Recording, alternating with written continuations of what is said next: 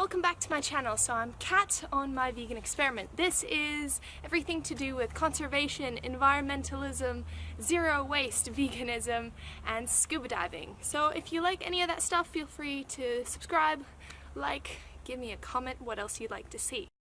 Alright, so today is a little bit of a different video, and I wanted to talk about one of my experiences rescuing puppies in Cambodia.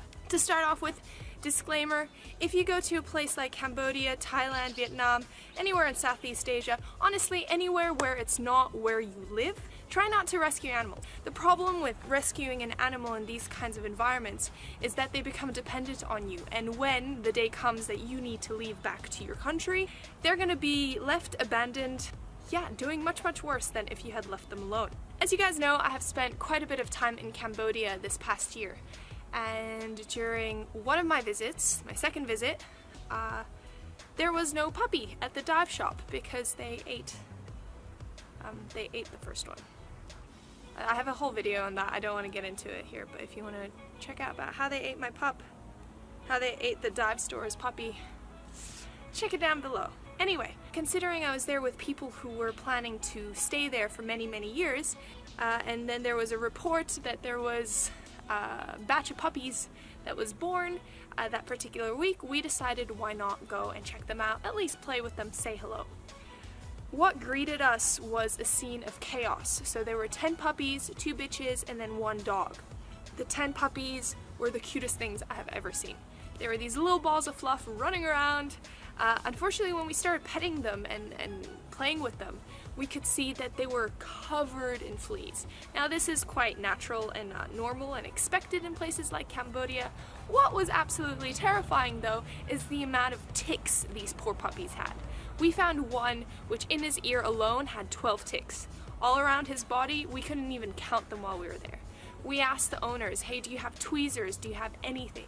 The puppy was actually lethargic and was starting to fall asleep, and you could see that the mother didn't have any interest in him.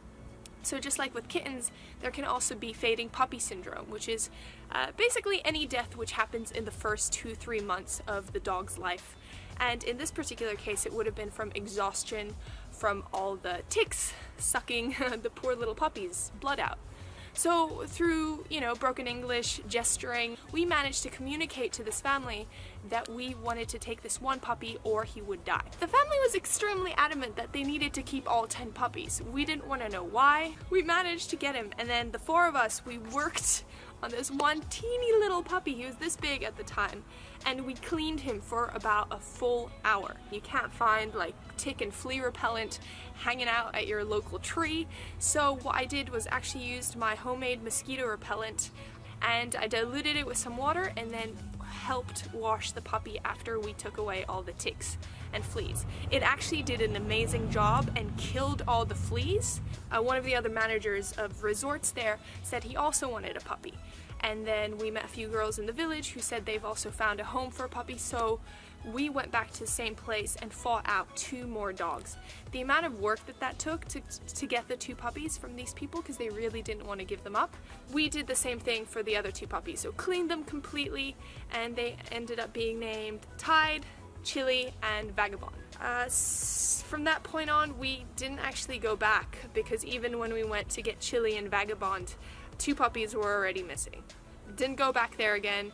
It was a pretty sketchy place. There were people with a lot of guns sitting there casually, so we decided to just cut our chances with these 3 puppies. So Vagabond found a lovely home with a vet, actually, who lived in Sinukville, so she's all good. Chili was living with one of the managers of the other resorts, and then Tide was the puppy of the dive shop. So all of them were growing very happily, but then unfortunately I had to leave, so I actually missed what happened. From the reports I've been getting from my friends, basically all shit broke loose. The companies are no longer working. Chili actually died of dysentery. There's nothing they could have done for him, but Tide's owners had to leave to go to a different job. Chili's owner was also leaving to a different job, so all of a sudden Chili's dead and Tide's future is uncertain.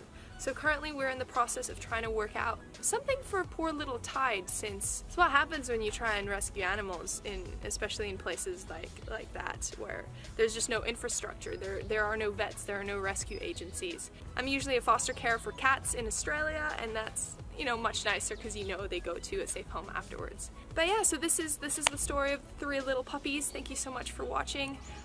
If you want to read more about it, I have included links down below. What about you guys? What is your favorite pet? What kind of pet do you have?